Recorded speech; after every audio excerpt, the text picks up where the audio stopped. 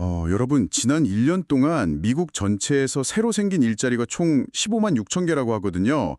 그런데 여기서 약간 기이한 퀴즈를 하나 내볼게요. 퀴즈요? 갑자기요? 네, 전체 일자리 수를 훌쩍 뛰어넘는 무려 37만 5천 개의 신규 일자리가 단 하나의 섹터에서 쏟아졌습니다.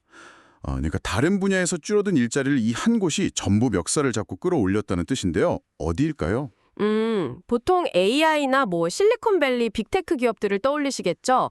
아니면 친환경 에너지 분야라든가요? 맞아요. 다들 그렇게 생각하시는데 아닙니다. 바로 의료와 돌봄 부문입니다. 아, 고용시장의 진짜 엔진이 빅테크가 아니라 요양보호사와 간호사라는 거군요.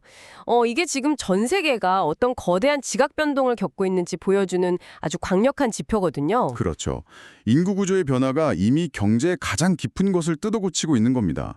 오늘 우리가 파헤쳐볼 주제가 바로 이 조용하지만 확실한 지각 변동에 관한 이야기고요. 네, 기대가 됩니다. 참 오늘은 2026년 3월 25일 수요일입니다. 케어여 뉴스의 김영래 편집장님이 지난 하루 동안의 국내외 시니어 트렌드 자료들을 쫙 큐레이션 해주셨거든요. 아, 그 방대한 자료들을요? 네, 그래서 오늘 배움을 즐기는 여러분과 함께 이 변화의 한가운데로 들어가서 복잡한 현상들 사이에 숨겨진 연결고리를 찾아내는 심층 분석을 해보려고 합니다. 좋습니다. 방금 말씀하신 그 일자리 폭발 현상에서 우리가 제일 주목해야 할 게 있어요. 바로 숫자가 아니라 공간의 이동입니다. 공간의 이동이요. 병원에서 집으로 간다는 뭐 그런 건가요? 정확합니다. 과거에는 돌봄이나 의료의 중심이 대형 병원, 요양원 같은 거대한 시설이었잖아요. 그런데 지금 창출되는 일자리의 상당수는 환자의 집으로 향하고 있습니다. 그 이른바 에이징 인 플레이스, 그러니까 자택 돌봄 트렌드 때문이군요. 네, 자신이 평생 살아온 친숙한 자택에서 노후를 보내고 싶어하는 그 강렬한 열망이 돌봄의 패러다임을 완전히 뒤집고 있는 거죠. 듣고 보니까 당장 모레잖아요. 한국에서 3월 27일부터 전국적으로 시행되는 돌봄 통합지원법도 딱 같은 맥락이네요. 맞아요. 방향성이 전 세계적 흐름이랑 완벽히 일치하거든요. 병원 침대에 누워있지 말고 살던 집에서 의료와 요양, 돌봄을 한 번에 받을 수 있게 국가가 시스템을 짜주겠다는 거죠. 그 노인 개개인에게는 익숙한 환경에서 나이들 권리를 보장하고 국가 입장에서는 그 막대한 시설 건립비나 건강보험 재정을 방어하려는 거고요. 네, 아주 필수적인 생존 전략입니다. 그런데요, 저는 여기서 정말 근본적인 의문이 듭니다. 수요도 막 폭발하고 있고 국가가 거창한 법도 만들었잖아요. 근데 정작 어르신의 집 현관문을 열고 들어가서 돌봐줄 사람이 있나요? 아, 바로 그 지점이 이 화려한 정책 이면에 숨겨진 가장 어두운 그림자입니다. 현장은 지금 심각한 요양보호사 절벽을 마주하고 있거든요. 절벽 수준인가요? 자격증 딴 사람은 꽤 많다고 들었는데요? 맞아요. 2025년 기준으로 요양보호사 자격증을 취득한 사람이 300만 명을 넘었습니다. 그런데 이 중에서 실제로 현업에서 뛰고 있는 인력은 고작 22.9%에 불과해요. 와, 10명 중 8명은 장롱면허라는 거잖아요? 네, 당장 2년 뒤인 2028년에는 11만 6천 명이 절대적으로 부족해진다는 데이터도 나와 있고요. 잠깐만요. 300만 명이나 자격증이 있는데 현장에 안 간다는 건 인력이 부족한 게 아니라 그 직업을 선택할 이유가 전혀 없다는 뜻 아닌가요? 정확히 보셨습니다. 그 구조를 들여다보면요. 제도는 통합을 외치는데 노동자의 일상은 철저히 파편화되어 있어요. 파편화요? 여러 집을 돌아다녀야 해서 그런가요? 그렇죠. 하루에 여러 어르신의 집을 옮겨 다녀야 하는데 그 이동 시간은 임금으로 안 쳐주는 경우가 허다하거든요. 게다가 감정 노동의 무게도 급여에 전혀 반영이 안 되고요. 이동 시간도 돈을 안 주면 정말 일할 맛 안 나겠네요. 더 기막힌 건 경력 인정 구조예요. 1년을 일하나 17년을 일하나 사실상 똑같이 최저임금을 받습니다. 17년을 일해도 최저임금이라고요? 와, 숙련도가 올라도 보상이 멈춰 있으면 누가 평생 직업으로 하겠어요. 그러니까요. 국가가 책임지겠다는 그 거대한 돌봄의 빈틈을 요양보호사 개개인의 희생이랑 저임금으로 억지로 틀어막고 있는 셈이죠. 그래서 일각에서는 외국인 인력을 적극적으로 수입하자 이런 얘기도 막 나오잖아요. 이건 해결책이 될 수 없나요? 일본의 뼈아픈 실패 사례를 보면 답이 나옵니다. 일본이 우리보다 훨씬 먼저 비자를 신설해서 약 9만 명의 외국인 요양 인력을 끌어왔거든요. 9만 명이나요? 엄청 많이 데려왔네요. 네. 그런데도 2040년까지 여전히 57만 명이 부족할 거라는 전망이 지부적입니다. 왜죠? 임금 격차 생각하면 동남아시아 인력들한테는 꽤 매력적인 조건 아닐까요? 노동의 본질을 간과한 거죠.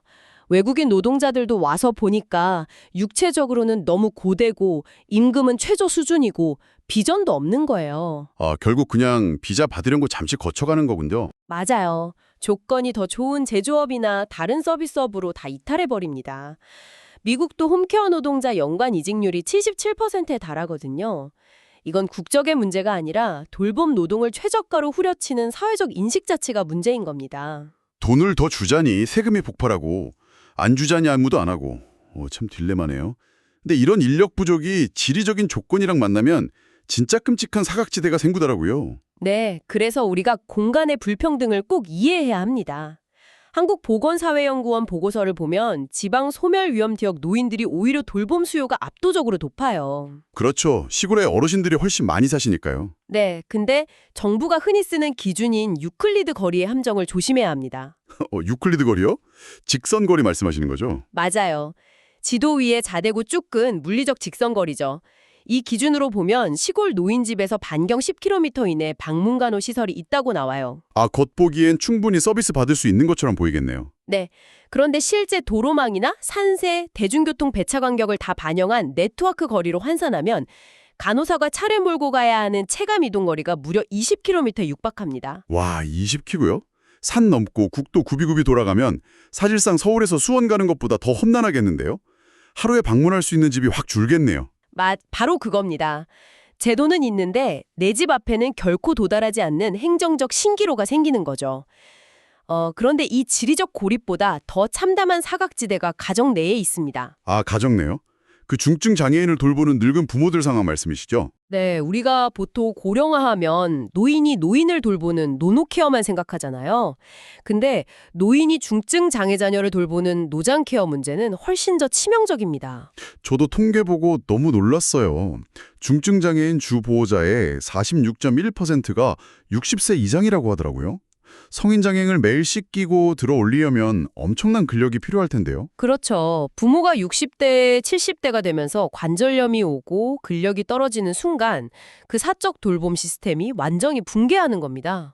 기사에 나왔던 그 대구 사건도 생각나네요. 34년간 지적장애 딸을 돌보던 70대 아버지가 본인 시력을 잃게 되니까 극단적인 선택을 시도했잖아요. 전남 순천에서도 말기암 선고받은 60대 어머니가 딸을 살해한 비극도 있었죠. 이게 과연 도덕성 문제일까요? 아니죠. 당장 내가 쓰러지면 내 아이를 맡아줄 곳이 없잖아요. 국가 시스템이 없어서 생긴 사회적 타살이라고 봅니다, 저는. 맞습니다. 전국의 장애인 거주시설이 1,500곳 정도 되는데 24시간 의료 지원이 필요한 중증 장애인을 받아주는 곳은 단 251곳뿐이에요. 251곳이요? 턱없이 부족하네요. 긴급 입소 시스템도 제대로 없고요. 네, 평생을 가족의 무한희생이라는 댐으로 버텨왔는데 부모의 노화라는 균열이 생기니까 댐이 터져버린 겁니다. 여러분, 이게 남의 일이 아닙니다. 우리 사회가 가장 취약한 고리를 어떻게 대하는지가 결국 나의 노후를 결정하는 기준점이 되거든요. 네, 돌봄의 무게가 가족을 짓누르고 거리가 서비스를 가로막는 현실. 진짜 막막하네요. 그럼 신체적 한계나 지리적 고립 말고 시니어들의 일상이랑 직결되는 돈, 그리고 정책 영역으로 한번 넘어가 볼까요? 네, 여기서도 아주 팽팽한 논쟁이 벌어지고 있죠. 1984년부터 이어져 온 65세 이상 대중교통 무임승차 문제입니다. 최근에 불 붙었잖아요.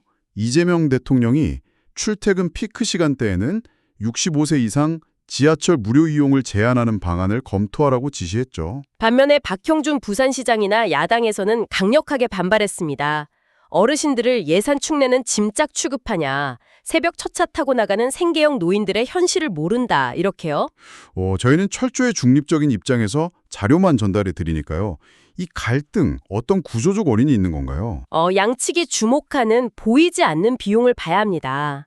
먼저 제안을 주장하는 쪽은 눈덩이처럼 불어나는 적자가 뼈아픈 거죠.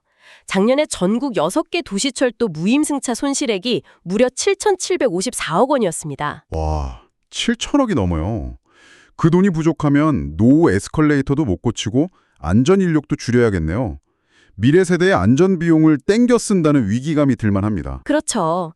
하지만 반대측 논리도 만만치 않습니다. 어르신들이 집에만 고립되면 우울증 오고 근력 떨어져서 결국 더 막대한 건강보험료 지출로 돌아온다는 연구가 수없이 많거든요. 지하철 요금 몇 푼 아끼려다가 병원비로 수조 원이 깨질 수 있다 이거군요. 양쪽 다 일리가 있네요. 여기서 아주 흥미로운 비교 대상이 뉴질랜드의 슈퍼골드카드 제도입니다. 거기도 65세 이상한테 대중교통 무료랑 상점 할인을 주는데요. 최근에 이게 그레이워싱이라는 거센 비판을 받고 있어요. 그레이워싱이요? 친환경인 척하는 그린워싱처럼 시니어를 위하는 척만 한다는 뜻인가요? 정확합니다. 핵심 문제는 그 상점 할인이 민간의 자발적 참여로 이루어진다는 거예요. 그러니까 부유한 도심 지역 노인들은 혜택을 싹 누리는데 인구 밀도 낮은 외곽이나 가난한 동네는 카드를 받아주는 마트조차 없는 거죠.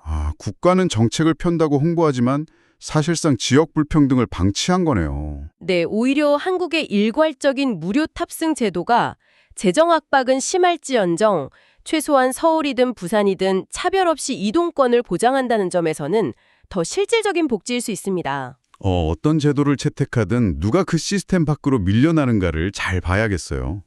그런데 정책에서 밀려나는 것보다 더 무서운 게 있더라고요. 시니어 자산을 누리는 치매머니 사냥 사건 자료 보셨죠? 네, 인천경찰청에서 적발한 2천억 원대 다단계 사기 사건이죠.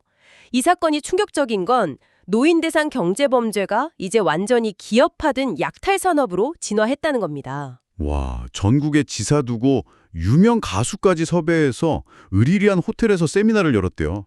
쇼핑몰 사업 투자하면 무조건 1.5배로 돌려준다면서요. 네, 근데 피해자 상당수가 인지 능력이 떨어지는 80대 이상 노인이나 시각장애인 분들이었어요. 평생 모은 전 재산을 그렇게 뺏긴 건데 이거 사전에 왜 못 걸러내는 건가요? 범죄 조직들이 인지저하라는 질병의 특성을 아주 집요하게 파고들기 때문입니다. 피해자가 사기를 당하고도 피해 사실 자체를 명확히 인지 못하거나 경찰에서 일관된 진술을 못하거든요. 범죄자 입장에서는 너무 완벽한 타겟이네요. 그런데도 우리 경찰 내에 시녀 전담 금융수사팀조차 제대로 없는 게 현실입니다. 베이비부머 세대 막대한 자산이 인지저하라는 취약점이랑 만나는 이 시점에 국가적 감시망이 없으면 노년 빈곤을 초래할 수밖에 없어요. 지갑 털리는 것도 무서운데 몸이 무너지면 지갑 지킬 판단력조차 잃잖아요. 자연스럽게 건강 이야기로 좀 넘어가 보죠. 시니어 여러분, 건강 관련해서 우리가 상식이라고 믿었던 것들이 사실 몸을 망치고 있다는 연구들이 있었어요. 네, 의학계에서 밝혀낸 건강의 역설이죠. 독일 언론에 보도된 프로축구 선수들의 은퇴 후 삶이 아주 중요합니다. 저도 그 기사 보고 충격받았어요. 30대 초반에 무릎 관절염 판정받고 통증 참으려고 이부프로펜 같은 진통제를 무슨 비타민 사탕처럼 매일 먹었다고요? 네, 심지어 크로아티아의 한 선수는 진통제 남용으로 신장이 망가져서 신장 이식 수술만 3번을 받았습니다. 이게 시니어분들께 던지는 경고가 명확하거든요. 어르신들도 무릎 아프면 약국에서 진통제 사서 장기 복용하시잖아요. 근데 왜 그게 신장을 망가뜨리나요? 그 비스테로이드성 소염 진통제들이 통증 유발 효소를 억제하면서 동시에 신장으로 가는 혈류량 자체를 감소시켜버립니다. 하루 이틀은 괜찮지만 수년간 누적되면 신장세포가 만성 삼소 부족으로 죽어가는 거죠. 세상에, 통증은 원인을 치료해야지 약으로 덮어두면 장기가 썩어가는군요. 당장 내일 부모님 댁 약통부통 확인해야겠어요. 그리고 남성 시니어분들이 꼭 들으셔야 할 텍사스 대학 연구 결과도 있었죠? 네, 남성 호르몬인 테스토스테론 수치와 전립선암에 관한 연구인데요. 저는 여태까지 남성 호르몬이 높아야 전립선암에 안 좋은 줄 알았거든요. 암세포 먹이가 된다고요? 근데 그 반대라는 건가요? 바로 그게 의학계의 오래된 고정관념이었습니다. 최신 연구를 보면 테스토스테론 수치가 300 미만으로 심각하게 낮을 때 오히려 전립선암 세포가 가장 치명적이고 공격적인 형태로 돌변할 확률이 60%나 치솟았습니다. 호르몬이 없는데 왜 암세포가 더 날뛰죠? 굶어 죽어야 하는 거 아니에요? 암세포의 아주 지독한 생존 본능 때문입니다. 몸 안의 호르몬 환경이 극도로 척박해지면 암세포가 스스로 유전적 변이를 일으켜요. 외부 호르몬에 의존할 수 없으니 호르몬 없이도 무한 증식하는 괴물로 진화하자. 이렇게요. 와, 진짜 소름 돋네요. 몸이 노화하면서 호르몬이 줄어드는 건 자연스러운 건데 암세포는 그걸 위기로 느끼고 더 악성으로 변해버리다니? 그럼 50대 이상 남성들은 호르몬 주사를 무조건 맞아야 하나요? 그건 아닙니다. 인위적 투여는 심혈관 질환 부작용이 있을 수 있거든요. 핵심은 적극적 감시입니다. 정기 검진할 때 호르몬 수치랑 전립선 특이항원 검사를 병행해서 내 몸의 데이터가 암세포를 자극할 만큼 결핍되어 있는지 정확히 알아야 한다는 거죠. 아, 참 결핵 환자 10명 중 6명이 노인이라는 통계도 있었잖아요. 역시 정기검진이 생명줄이네요. 근데 아무리 조심해도 질병은 예고 없이 찾아옵니다. 뇌졸중으로 쓰러졌던 프랑스 작가 이자벨 모냉 이야기 보셨죠? 네, 르몽드지에 실린 칼럼이죠. 뇌졸중으로 왼쪽 마비가 오고 차트에 축 늘어진 몸이라고 적힌 걸 보고 참담했다고 고백했습니다. 그런데 물리치료사들 그리고 앙리에트라고 이름까지 붙여준 맞춤형 보조기 도움으로 결국 계단 오르기에 성공했잖아요. 인간 승리의 여정이 정말 눈물겨웠습니다. 감동적이죠. 그런데 이걸 더 큰 맥락에서 연결해보면 그녀가 걷기 시작하면서 세상의 인프라가 비로소 보였다는 점에 주목해야 합니다. 아, 내 오른손 쪽에 의지할 수 있는 난간만 있다면 세상 어디든 오를 수 있다. 그 대목이요? 맞아요. 막상 밖으로 나가보니 수많은 계단과 길거리에 그 흔한 우측 난간 하나가 없다는 걸 깨달은 거죠. 재활은 개인의 피나는 의지만으로 완성되는 게 아닙니다. 사회로 걸어 나올 수 있게 받쳐주는 물리적 환경 설계가 필수적이에요. 그러니까 돌봄 인력은 턱없이 부족하고 병에서 회복해도 다시 세상으로 나오는 인프라마저 부족한 게 현실이잖아요. 그럼 이 공백을 메우기 위해서 기술과 사람들의 연대는 어떻게 진화하고 있나요? 가장 흥미로운 게 국내 기업 제논에서 연내 상용화를 목표로 개발 중인 시니어 케어 휴머노이드 로봇입니다. 로봇이요? 요양원 천장에 있는 CCTV나 날씨 알려주는 AI 스피커는 흔하잖아요. 뭐가 다른 거죠? 기존 AI가 시각이나 음성에 머물렀다면 이 로봇은 피지컬 AI를 탑재했습니다. 사이버 공간의 지능이 물리적 세계로 나온 거죠. 관절 모터로 직접 휠체어를 밀어주고 바닥에 떨어진 약통도 주워줍니다. 와, 청소가 큰 가사노동까지 물리적으로 대신한다고요? 네. 요양보호사들을 제일 고통받는 게 근골격계 질환인데 로봇이 그 육체적 노동을 직접 분담하는 시대가 열리는 겁니다. 인력 부족 문제나 이직률 낮추는데 획기적이겠네요. 근데 기술이 발전할수록 거기서 소외되는 어르신들 소식도 들리잖아요. 저는 완도군 금일도의 맥도날드 키오스크 사연이 정말 뭉클했어요. 배 타고 육지로 나가야 하는 70대 할머니들의 문해교실 이야기죠. 네, 할머니들이 한글 깨우치고 키오스크 작동법을 종이책으로만 배우고 계셨는데 선생님이 사연을 보내니까 맥도날드 직원들이 그 수십 킬로짜리 진짜 기계를 짊어주고 배를 타고 경로당까지 찾아갔대요. 세상에 직접 섬까지 갔군요. 네, 할머니들이 난생 처음 떨리는 손가락으로 화면 눌러서 햄버거가 나오니까 오메 진짜로 나왔네 하시면서 그렇게 기뻐하셨답니다. 그 장면이 참 시사하는 바가 커요. 아무리 AI가 발전해도 누군가에겐 거대한 유리벽일 수 있잖아요. 그 벽을 허물고 기술을 일상으로 연결해주는 건 결국 사람의 온기와 수고로움이라는 걸 보여주죠. 맞아요. 신체 무리 없이 콩주머니 던지면서 노는 코놀이라는 스포츠도 결국 기술이 아니라 얼굴 마주보며 웃는 교감의 장치고요. 근데 이 인간의 연대의식이 극한 상황에서 얼마나 숭고해 설 수 있는지 보여주는 사연도 있었습니다. 이란 테헤란의 파라스테시 다하긴이라는 젊은 약사 이야기 말씀이시죠? 네, 이스라엘과 이란 공습 중이었잖아요. 포탄이 떨어지는데 끝까지 약국 지키다가 폭사하고 말았습니다. 오빠가 당장 피하라고 간곡히 말렸는데 왜 떠나지 않았던 건가요? 그녀가 남긴 마지막 말이 이랬습니다. 이곳에 늙고 병든 노인들은 만성질환 약이 없으면 살 수가 없어서 폭격 속에서도 찾아오신다. 내가 떠나면 이분들은 어떡하냐. 나는 남아야만 한다. 라고요. 정말 숙연해지네요. 첨단 로봇이 휠체어 밀어두는 시대라지만 죽음의 공포 앞에서도 타인을 위해 약국문을 여는 그 이타심, 그것이야말로 우리 사회를 지탱하는 가장 마지막 보루라는 생각이 듭니다. 맞습니다. 기술이 아무리 발전해도 그 바탕에는 인간애가 있어야 하니까요. 네, 여러분, 오늘 우리는 김영래 편집장님의 자료를 바탕으로 고령화라는 지각 변동이 만든 풍경들을 짚어봤습니다. 제도는 겉돌고 인력은 메마르는 돌봄 위기, 소멸 위험 지역과 중증장애인 가족의 사각지대, 그리고 무임승차 논쟁과 경제적 약탈까지 참 쉽지 않은 현실이었습니다. 네, 당혹스럽고 두려운 변화들이죠. 하지만 오늘 큐레이션 자료에 인용된 책은담의 한 구절이 중심을 잡아줍니다. 아, 총력 불경, 한간정전화 학의 화락. 이 구절이죠. 영예와 치욕에 흔들리지 않고 뜰 앞에 꽃이 피고 지는 것을 담담히 바라보라. 맞습니다. 변화의 파도에 패닉에 빠지기보다는 그 구조를 냉정하게 이해하고 우리가 할 수 있는 연대와 준비를 담담하게 해 나가자는 뜻일 겁니다. 좋은 말씀이네요. 그리고 오늘 이 심층 분석을 마무리하면서 배움을 즐기는 여러분께 자료에 명시되지 않은 철학적인 질문을 하나 던지고 싶습니다. 네, 어떤 질문인가? 우리는 시니어를 위해 완벽하고 안전한 돌봄 시스템과 로봇을 만들려 고군분투하잖아요. 하지만 진정으로 고도화된 사회란 노년을 그저 사고 안 나게 통제받고 관리받는 대상으로 가두는 곳일까요? 아니면 휠체어에서 일어나 계단으로 오르다 넘어질지언정 마지막 순간까지 스스로의 삶을 선택하고 실수할 수 있는 온전한 자율성을 허락하는 곳일까요?